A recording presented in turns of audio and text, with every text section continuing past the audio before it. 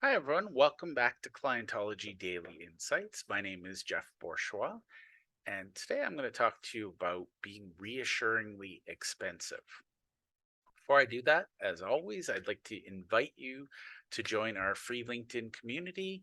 If you're one of those people who loves networking, you love meeting other people, love building relationships and communities, come on in and join us. We are friendly, we're like minded, and we're here to help.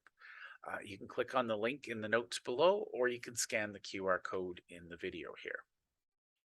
So today I'm going to talk about a concept called reassuringly expensive, or the flip side of that coin is disconcertingly cheap. And these are all decisions we make in our business. And I just want to share my thoughts on this. And I will credit many, many people. I've read this and heard this from many, many areas. The most recent source, I read this in one of Dan Kennedy's many books. And here's the thing, we have a choice every day in business when we set our prices. And for those of you who don't know this about me, I am morally opposed to discounting.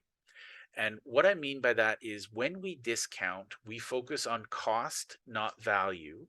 So it actually becomes harder for us to deliver value to people if we're charging them less. Now, the flip side of that, I'm not saying charge as much as you can get away with. What I'm saying is think about your dream client, the person you love to work with, and think about what do they actually want from you. And the reality is, there is a decision being made here. If you offer a discount, can you offer the same level of service at the discounted price and not harm your business? And the reality is, most people can't. Most people haven't thought about it. And therefore, if you actually end up harming your business through discounts, it will impact you in the long run. And it'll impact your clients who won't be able to get the services or products that you offer. So I am a huge advocate. I believe every business out there needs to have some sort of membership program, some sort of membership group, some sort of reward for their customers or clients to keep coming back.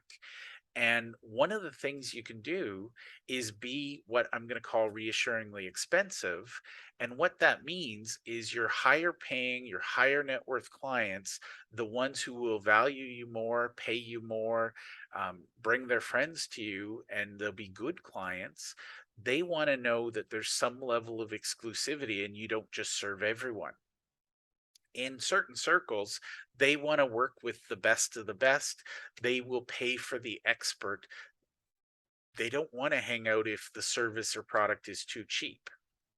And that's the thing you need to realize. If you're focusing on cost and you're focusing on being the cheapest in the market, I just want you to think about the natural extension of that. The prize for being the cheapest is you get the client. There is no prize for second cheapest, except usually you end up struggling or you go out of business. So, unless you can be the cheapest, and if you are the cheapest, you appeal to a certain market, those that are price sensitive, those who are looking for discounts. Ask yourself in your business, is that who you actually want to serve? A lot of people think that's what they need to do. But the irony is, in a lot of cases, I've seen businesses double, triple their fees and attract better clients. And ironically, they didn't lose as much of their low end clients as they thought they would. One accounting practice I saw that I worked with, they doubled their fee from one year to the next. Now, I'll explain that in a second. They doubled their fee and they lost one client. And first of all, that tells me they didn't raise their fees enough. Again, we'll talk about that in a second. But it also tells me that their clients were not as fee sensitive as they thought, and they were missing out on all of this revenue in the past. Now, I want to be really, really clear. This is not just about raising the fee or charging more, it's about adding more value. So, with this accounting firm, when they doubled their fee, before they did it, they didn't do it just blindly. They didn't just announce, hey, everybody, your fee doubled. what they did is they sat down and they thought about all of the things that they'd really like to offer their best clients, the best advice, the best services, all the things they'd like to do that they just didn't have time to do because they were chasing so many people. And so they actually focused on what they were going to deliver, the value, and they interviewed a bunch of their clients. They asked them what they really wanted. This was not a one-way process. It was a dialogue with they interviewed their 10 best clients, brought them in as a focus group and said, "Okay, tell me everything, the good, the bad, the ugly. What can we do to make your life better?" And based on that feedback, they created a package where they were offering that white glove service, and people found it reassuringly expensive. Now, the one client who left was a complainer and they were going to leave anyways. It just moved them along faster. Now, again, think about the type of client you want. And if you're reassuringly expensive, odds are you're actually going to attract a more elite type of client who values you more, who pays you more, and wants to know that you'll take their calls. So it's more personal touch if you're focusing on being expensive. On the disconcertingly cheap side, you need to think about what can I take away, and your key thing is automation. You have to have your business automated or you're going to be in trouble.